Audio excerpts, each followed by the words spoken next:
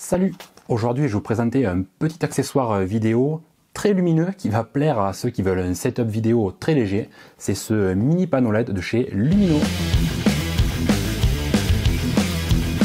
Allez, unboxing, c'est parti. Je vous le fais en live celui-là. Sur le dessus, la notice complètement en anglais. Ça ne va pas poser de problème. Un petit sachet plastique avec à l'intérieur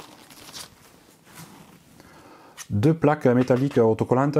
On verra un peu plus tard à quoi elles servent, mais vous devez avoir une petite idée. Un câble de rechargement, USB type A d'un côté, USB type C de l'autre. C'est bien, on voit ce type de câble USB type C de plus en plus, ça fait plaisir. Une pochette souple de transport et de rangement. Une mini rotule. On commence à en faire des choses. Et pour finir, le panneau LED. Il est vraiment compact. Il mesure 110 mm de long, 65 mm de large pour 15 mm d'épaisseur. Et son poids est d'un peu moins de 110 grammes, 107 grammes exactement. La construction est tout en plastique, mais c'est pas choquant pour ce genre de produit. Il y a en tout 48 LED, 24 blanches à 6500 Kelvin et 24 plus orangées à 2700 Kelvin. Les valeurs intermédiaires sont obtenues par un mélange des deux.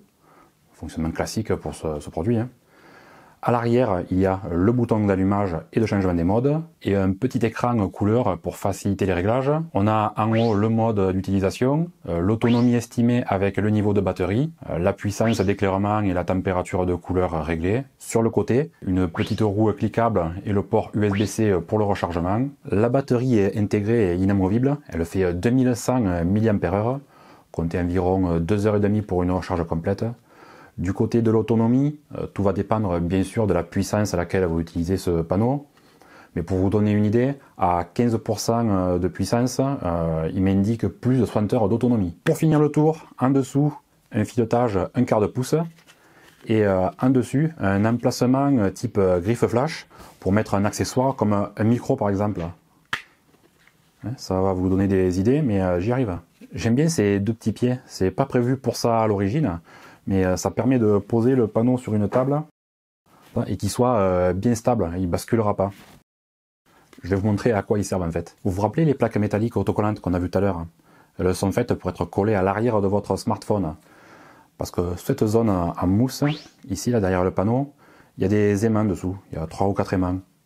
Alors vous allez pouvoir coller cette plaque et aimanter votre panneau. Si vous avez une coque, il est possible de glisser la plaque métallique entre la coque et le smartphone. Elle est très très fine cette plaque, ça passe, il n'y a pas de souci. Vous voyez, avec le P30, j'ai une coque hyper slim, on la voit même pas. Et l'aimant est assez puissant, ça s'aimantera sans souci, ça ne bougera pas. Une fois le panneau aimanté, ça fait un petit éclairage qui n'encombre pas les mains. Et les pieds retiennent le panneau et l'empêchent de glisser. Si vous devez courir au marché, il ne bougera pas. On commence à avoir un petit setup vraiment très complet pour ceux qui filment au smartphone, du vlog, du blog, peu importe. Si vous rajoutez en plus le micro, là vous avez vraiment un truc tout en un, hyper portable, son, lumière, il n'y a plus qu'à trouver un truc à filmer. On retrouve les modes de fonctionnement que l'on peut attendre d'un tel éclairage. Il y a bien sûr le mode standard CCT, où vous choisissez la température, ça va de 6500 Kelvin pour les couleurs froides à 2700 Kelvin pour quelque chose de plus chaud. La puissance est réglable de 1 à 100% par pas de 1%, ça permet de bien affiner le réglage. Le constructeur annonce un éclairement maximal de 1800 lux à 6500 Kelvin et à 30 cm de distance. Alors j'ai fait quelques mesures et ça tombe vraiment pas loin. Vous aurez assez de puissance d'éclairement. Il pulse bien ce petit panneau, honnêtement. J'ai été surpris quand j'ai vu ce petit gabarit, je pensais pas en avoir autant de densité lumineuse. Démonstration, là je suis à 1%, 5600 Kelvin, pour respecter ma balance des blancs. Vous voyez, c'est quand même très très lumineux.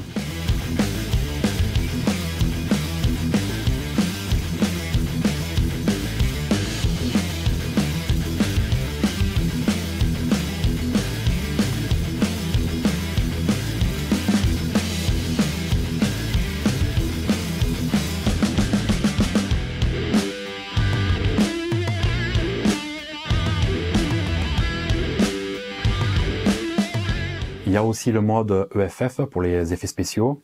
Là, on a une simulation soit d'éclair, soit de feu de camp, et on a 3 scénarios pour chaque effet spécial.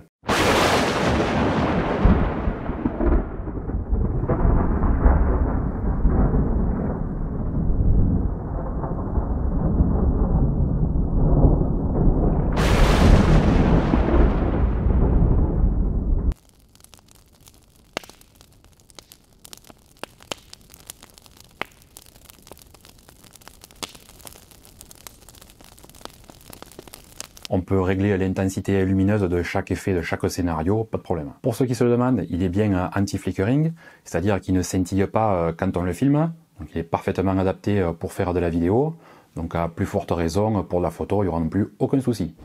Ce panneau sera très utile pour ceux qui veulent des setups légers, voire ultra légers, comme les vlogueurs, qui en plus utilisent leur smartphone pour filmer et qui ne s'encombrent pas de grosses caméras. Il est mentoron dessus, c'est terminé. Setup hop, à la volée, ça marche, nickel. C'est super léger, c'est tout petit, ça prend pas de place dans le sac. Et ça éclaire au moins aussi bien qu'un panneau un peu plus gros. On peut se procurer ce mini panneau LED pour environ 40 € sur le net. C'était ma présentation et test du mini panneau LED de Lumino, le PL5. Si vous avez des questions, n'hésitez pas à les laisser dans les commentaires, je réponds. Mettez un pouce en l'air, abonnez-vous et pensez bien à activer la petite cloche pour être prévenu de toutes mes nouvelles vidéos. Je vous dis à bientôt et toujours avec l'accent du Sud. Allez, ciao! Aujourd'hui, je vais vous présenter un petit accessoire vidéo qui va être très...